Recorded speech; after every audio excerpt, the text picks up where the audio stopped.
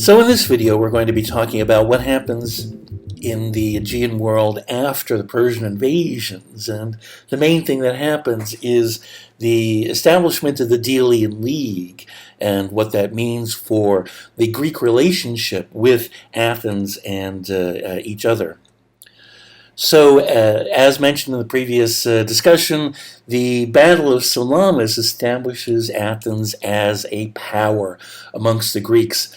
The Athenians were already a cultural and social power. In other words, the influence of Athens in the Aegean world was already immense. It was already immense thanks to their cultural power and commercial power.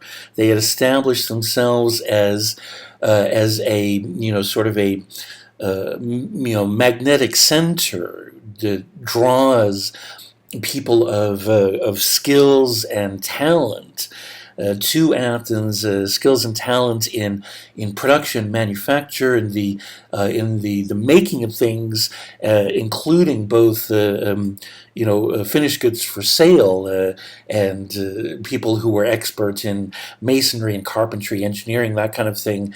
A place where such people could be masters, could be successful in their trade, as well as people that were experts in the visual arts and in the spoken word, in the fostering of expression that was highly valued at Athens. And so Athens is growing, Athens is developing, its population is increasing, its wealth is increasing, its influence is increasing.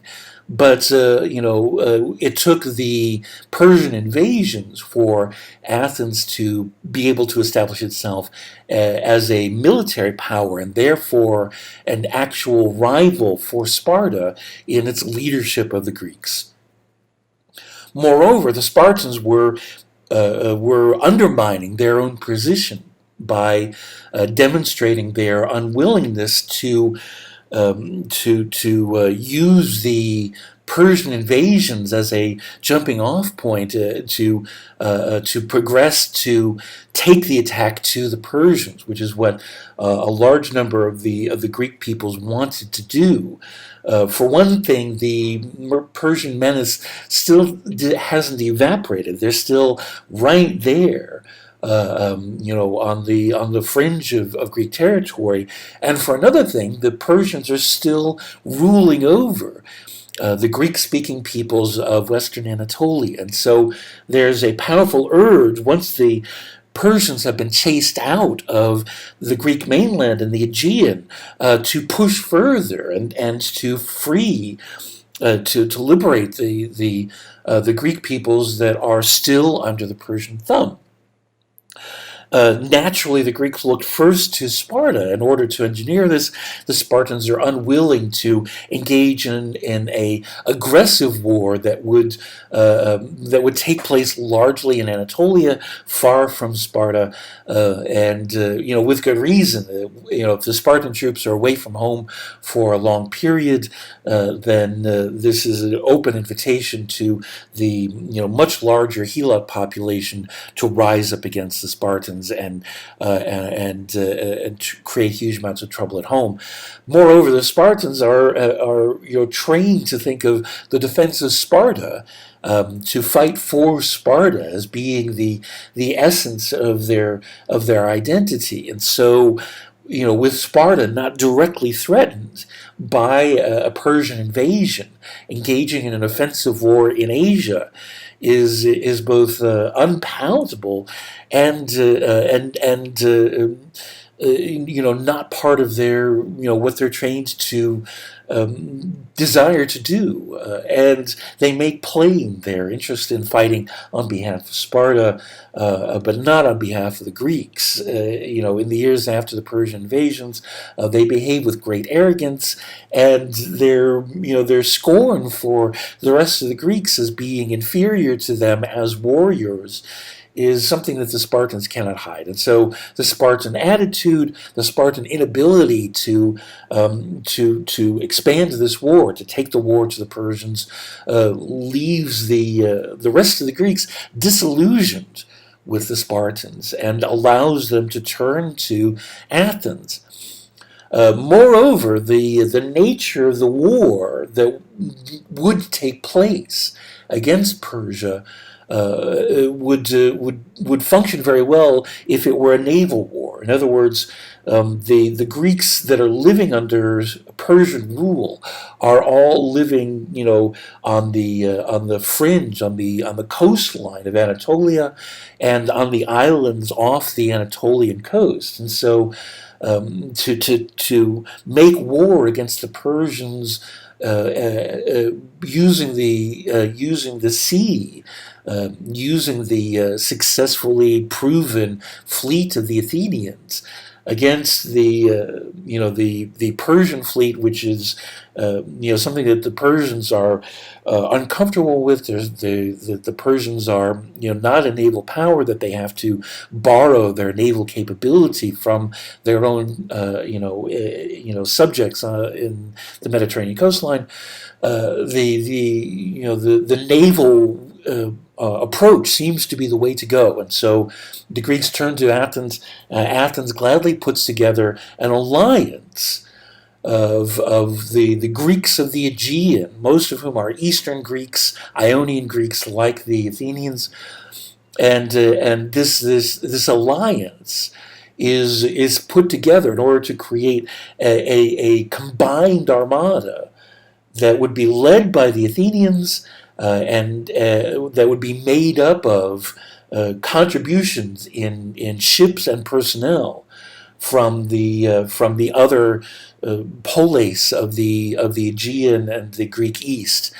And this is called the Delian League because the treasury is placed on the sacred island of Delos. There is a temple to Apollo on the island of Delos that is honored and made use of and sacred to the peoples of the entire Aegean, and so this treasury is placed in the temple of Apollo in Delos, in recognition of this being a common effort, a combined effort of the Greeks to fight against the Persians. And those who cannot build ships are invited to participate by contributing money toward the building and maintenance of this armada.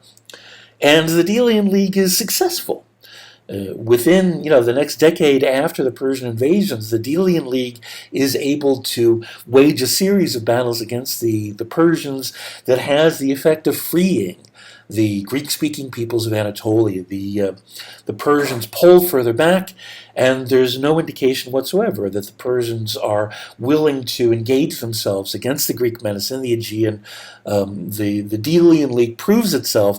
The problem then becomes that once the effect of defeating the Persians has been accomplished, the goal that it was constructed for, the Delian League persists. Instead of disbanding, the Athenians keep the Delian League going as this huge mega alliance of Athenian allies.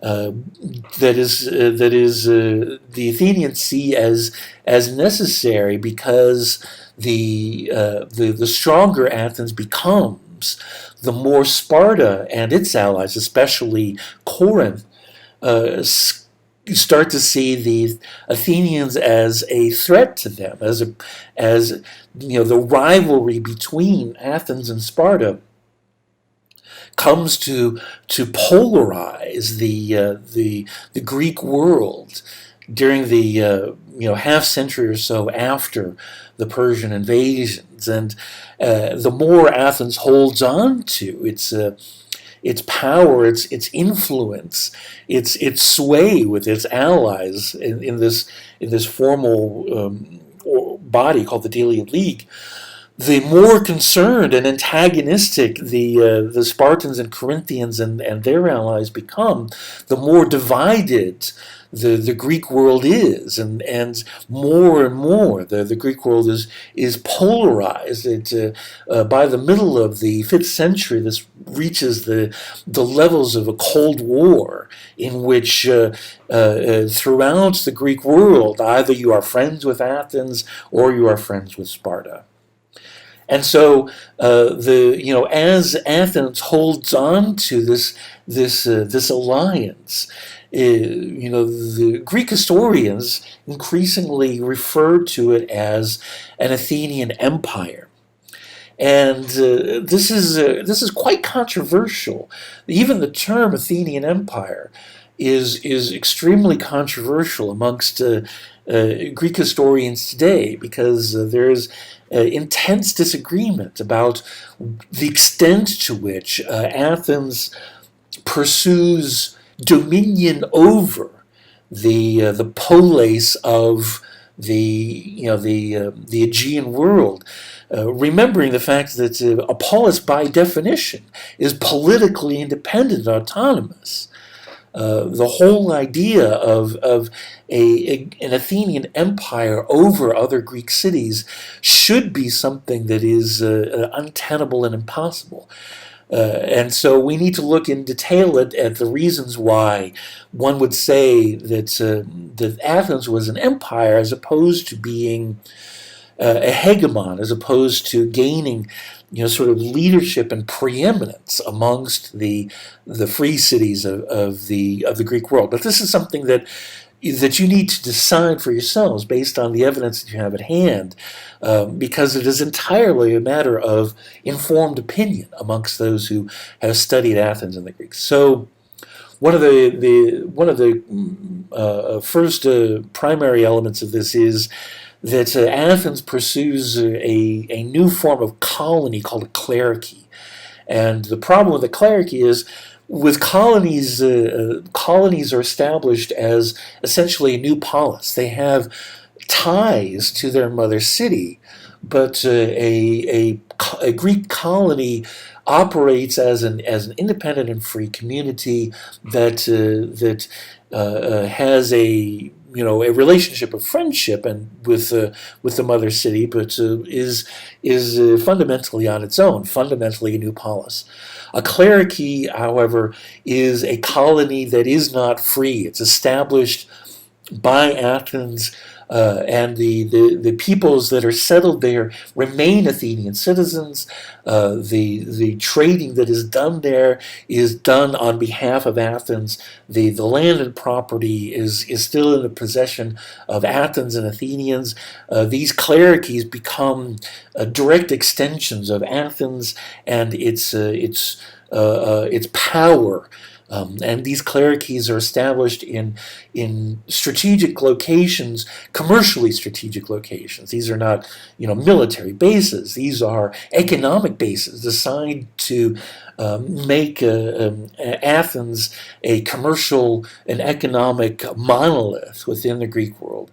The other thing is that within the Delian League, Athens is able to use its influence to prevent members of the league from withdrawing from it. And there are a couple of key occasions as the hostilities between Athens' allies and Sparta's allies intensify, that a member of the Delian League attempts to withdraw, and Athens responds with force, requiring them to, rescind their withdrawal and reaffirm their alliance with Athens. These two things are, demonstrations of Athenian aggression with regard to the member states of the Delian League. Another thing that's often pointed to is the Citizenship Act of 451, in which Athens requires that in order to be considered an Athenian citizen, both of your parents must be Athenian. And this is seen as a sort of a nationalistic, as a sort of an insular effort by Athens to ensure that that those who are of mixed marriage, somebody who is married to somebody who is not an Athenian, that these people do not have influence and voice within Athenian society. This is sort of a purity law that is according to that point of view. One thing to bear in mind is the Citizenship Act of 451. This takes place during the first or undeclared Peloponnesian War. In other words, Athens is in a state of war with Sparta and its allies at the time that this law is passed, and so that is going to it doesn't have the same implications as if this law had been passed during peacetime.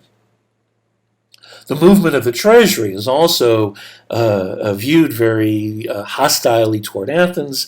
The treasury at Delos of the Delian League, at which all of the tribute of the members of the league has been stockpiled.